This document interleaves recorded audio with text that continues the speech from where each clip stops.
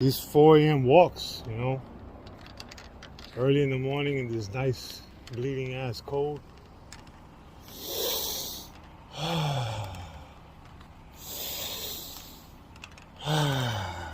It's lit right now this morning. It's live right now. Win the day. 4 a.m. club. It's about to go down. There are going to be days where you do not feel like doing anything. Those days are going to be there no matter what path you take. We have two voices in our mind. There's that one voice. It's that soft motherfucker. That soft motherfucking voice that says sleep the fuck in. It's okay. You can take the day off, saying you don't need to go hard. It's that coddling voice. You want to be hugged and nurtured and all that shit. That voice, that nagging voice of weakness, the one that tells you to back off, to simmer down, to take it easy. When you hear that voice, tell it no. Tell it to sit down and be quiet. Suppress that voice. You've got another voice in your head that's asking you a question. It's asking you, what could you be? What could you be? What could you be if you worked as hard as you could? What could you be if you imposed real discipline in your life? What could you be? Because that pain that you are feeling is the test. This is a test. This is the day I'm going to find out if my goals really are my goals. Michael Jordan, they call it the flu game. He still scored more than the average dude with the flu.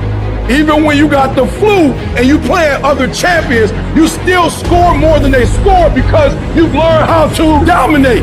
And you need that same mentality. I'm talking about looking yourself in the mirror, looking yourself in the eye, and saying, I'm gonna fucking dominate today better than any other day. Learn how to get excited when that feeling creeps in of, I don't wanna do it. And when those test days become something that you live for, something you look forward to, now you're talking about a whole different level of mindset. You're talking about an unstoppable force of nature that cannot be f***ed with. Mental toughness is the ability to resist, to manage, overcome doubt, overcome worries, overcome concerns, overcome circumstances that prevent most people from succeeding or performing under pressure. Every human being that is not successful versus every human being that's successful, the only difference between them is mental toughness. One group, when they come up against trials and tribulations, they shrink. One group of people, when they come up against a recession, they shrink. Weak-minded people, they buckle, they complain, they look for every excuse. But mentally tough people, we saw the storm and we pull on our surfboard and we begin to surf on the waves that drown most people. You have to understand that your greatest commodity, not your shoes, not your car, not your clothes, it's your mind. Your mind is the most important thing you have, and you gotta control it.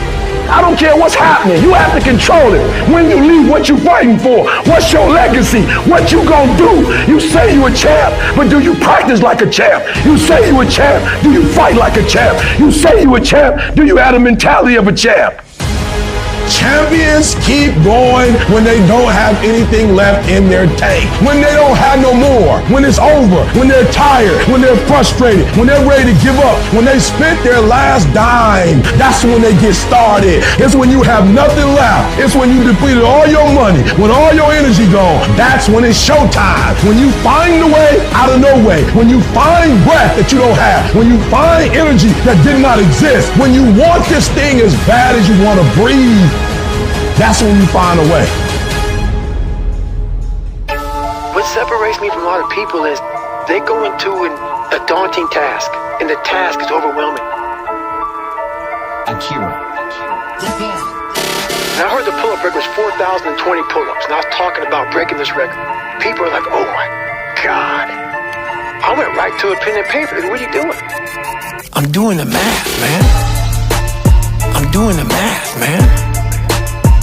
What are you talking about? I'm doing the math, man. I'm open-minded to the fact that, okay, if I do 5 pull-ups in a minute for so many hours, I can get so many pull-ups in. How much time do I have to rest?